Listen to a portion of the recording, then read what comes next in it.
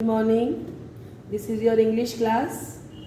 Book First Flight, Chapter 4 from the Diary of Anne Frank, written by Anne Frank. It is an autobiography.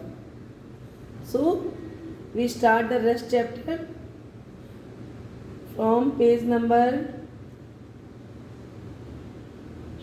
There is no page number.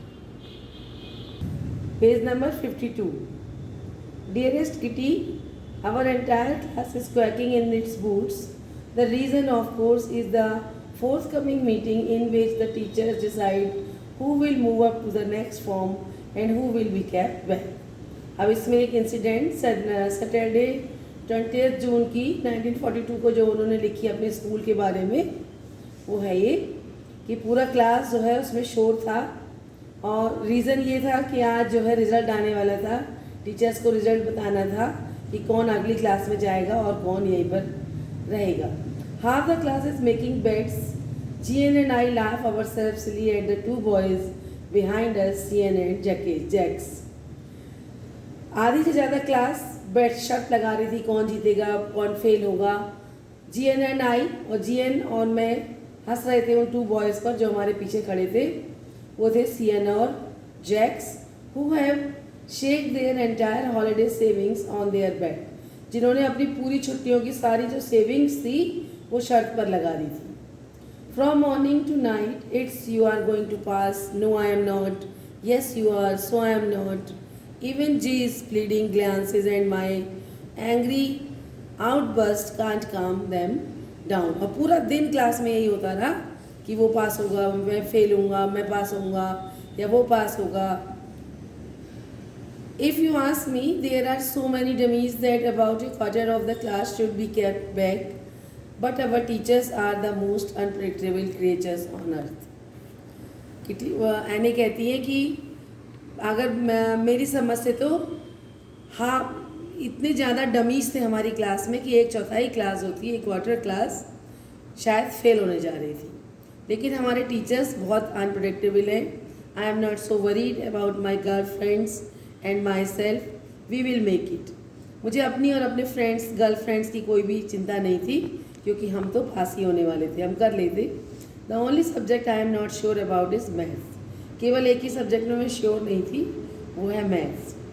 Any way all we can do is wait. जो भी हमने किया था अब तो wait करना था। Until then we keep telling each other not to lose heart. फिर भी हम लोग एक दूसरे से कह रहे थे ठीक है, हिम्मत ना हारो। I get along pretty well with all my teachers. There are 9 of them, 7 men and 2 women.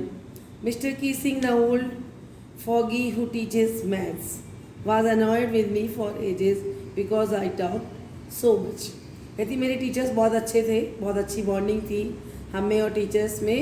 उनमें 9 मैन थे और 2 वुमेन थी, और एक मिस्टर कीसिंग जो थे उनमें वो मैथ्स के टीचर थे। वो काफ़ी पुराने थे, ओल्ड फैशन थे। मिस्टर कीसिंग आफ्टर सेवरल वार्निंग्स, नहीं, मिस्टर कीसिंग मुझ पे हमेशा गुस्सा हुआ रहते थे क्योंकि मैं क्लास में बहुत ज़्यादा बातें करती थी। आफ्टर सेवरल वार्निंग्स ही असाइंड मी एक्स्ट्रा होमवर्क। बहुत सारी वार्निंग्स वो मुझे देते थे हर क्लास में ना बोलने के लिए, और फिर जब मेरी आदत नहीं सुधरती थी तो वो मुझे एक्स्ट्रा होमवर्क देते थे। एन ऐसे on the subject chatter box. उन्होंने मुझे एक असाइनमेंट दिया ऐसे लिखने के लिए चैटर बॉक्स पर। A chatter box, what can you write about that? I would worry about that later. I decided I jotted down the title in my notebook, tucked it in my bag and try to keep quiet. अब क्या लिख सकते थे हम chatter box के बारे में? फिर मैंने सोचा इसको बाद में सोचूंगी और उसको नोटबुक पे लिखा, नोट किया और उसको बैग में रखी नोटबुक और चुप रहने की कोशिश की क्लास में। That evening after I had finish the rest of my homework, the note about the essay caught my eye। जब मैंने सारा होमवर्क कंप्लीट कर लिया तो मुझे ध्यान आया इस essay का। I begin thinking about the subject while chewing the tip of my fountain pen. Anyone could ramble on and leave big spaces between the words। अब वो सोची थी इस पर क्या लिखा जाए, और कोई हो अगर तो वो बहुत कुछ लिख सकता है और स्पेसेस छोड़ के जो है बड़ा सा ऐसे लिख दे, but she trick was to come up with the convincing arguments to prove the necessity of talking. लेकिन वो ये सोची थी कि मैं कुछ ऐसे श्योर बिल्कुल करेक्ट आर्गूमेंट्स लिखूं जो कि वाकई में हमारी टॉकिंग की जो नेसेसिटी है उसको प्रूव करें। I thought and suddenly I had an idea. बहुत सोचा और फिर एक आइडिया आया। आई रोट द 3 पेजेस लिखे मैंने उस ऐसे के। Mister Keesing had assigned me and was satisfied. और मैंने जब 3 पेजेस उनको दिखाए अपना ऐसे तो वो सेटिस्फाइड थे। I argued that talking is a student's trait and that I would do my best to keep it under control. मैंने ये आर्ग्यू किया था उसमें कि टॉकिंग जो है स्टूडेंट्स की आदत होती है, हैबिट होती है या उनकी एक क्वालिटी है, और मैं जो हूँ लेकिन फिर भी इस पर कंट्रोल करने की कोशिश करूँगी। But that I would never be able to cure myself of the habit since my mother talk as much as I did if not more, and that there is not much you can do about inherited traits. वो कह रही है मैंने कोशिश तो बहुत की लेकिन मैं नहीं कर पाई, क्योंकि मेरी मम्मी भी ऐसे ही बोलती हैं जैसे मैं बोलती हूँ, और जो हमें इनहेरिटेड क्वालिटीज़ होती हैं, जो हमें अपने बड़ों से मिली होती हैं या फैमिली मेम्बर से मिली होती हैं, उन क्वालिटीज़ को हम दूर नहीं कर सकते। Mr Keesing had a good laugh at my arguments. Mr Keesing को हंसी आई मेरे आर्गूमेंट में। But when I proceeded to talk my way through the next lesson he assigned me a second essay. लेकिन जब मैं उनके नेक्स्ट क्लासेस में भी बोलती रही तो उन्होंने मुझे एक सेकेंड ऐसे लिख दिया, और दिस टाइम उन्होंने मुझे क्या दिया, an incorrigible chatter box. I handed it in, कि जिसको सुधारा ना सके ऐसा chatter box. And mister Keesing had nothing to complain about her two whole lessons. अब मैंने उसको अभी उनको ऐसे लिख के दिया, वो सेटिस्फाइड थे, बट 2 लेसन्स तो वो उन्होंने मुझे कुछ नहीं कहा। However during the 3rd lesson he would finally had enough. लेकिन मेरी बातें कम नहीं हो रही थी, इससे शायद वो ऊब गए, काफ़ी हो गया था। तो 3rd लेसन में उन्होंने Anne Frank as punishment for talking to class write an essay entitled quack quack quack said mister चटरबॉक्स।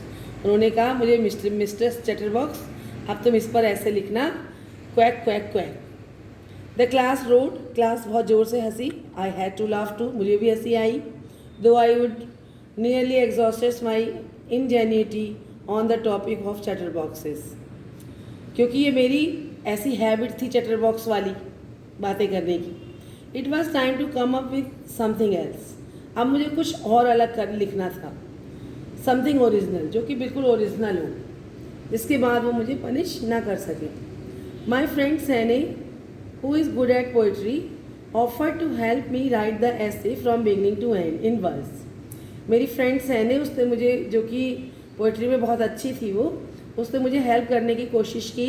Help करने की मतलब हेल्प करनी चाहिए उसने मेरी, स्टार्टिंग से लेके एंड तक ऐसे लिखने में और वर्स में। And I jump for joy, मैं बहुत खुश हो गई सुनकर। Mr Keesing was trying to play a joke on me with this ridiculous subject, but I would make them the joke was on him। Mister Keesing मुझे joke बना रहे थे, मेरे ऊपर हंस रहे थे, पर मैं ये कोशिश करना चाह रही थी कि मैं इतना अच्छा लिखूं कि मैं उन्हें ही एक जोक बना दूं। आई फिनिश्ड माई पोएम, मैंने अपनी पोएम फिनिश की, एंड इट वॉज ब्यूटीफुल, बहुत सुंदर थी। It was about a mother duck and father swan. ये मदर डक और फादर स्वान के बारे में थी, जिनके 3 बेबी डकलिंग्स थे, जिन्हें कि फादर ने मार दिया था क्योंकि वो बहुत ज़्यादा क्वैक क्वैक करते थे। Luckily mister Keesing took the joke the right way, और उन्होंने जोक जो था वो सही वे में लिया।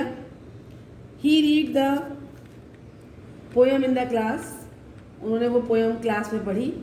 एडिंग हिज ओन कमेंट्स, अपने कमेंट्स जोड़ते हुए उसमें। And in several other classes as well, उन्हें भी वो पोएम इतनी अच्छी लगी कि उन्होंने वो और क्लासेस में भी पढ़ी। Since then I have been allowed to talk, उस दिन के बाद मुझे परमिशन मिल गई बातें करने की। And I haven't been assigned any extra homework, और मुझे एक्स्ट्रा होमवर्क भी मैम नहीं मिला। ऑन द कंट्रेरी, इसके विपरीत mister Keesing always making jokes these days. Mister Keesing जो कि बहुत सीरियस थे, वो भी जोक सुनाने लगी थी. So it was a nice story and educational also, कि हमें जो भी करें पूरी लगन से करें. कि उसको अगर एक चैटर बॉक्स पर भी ऐसे मिला तो वो भी उसने मन से लिखा कि उसको भी हम कैसे अच्छा बना सकें. तो और अब ये लेसन आपका कंप्लीट हो गया है. इसको ठीक से पूरा पढ़िएगा दोबारा से and search meanings of its difficult words.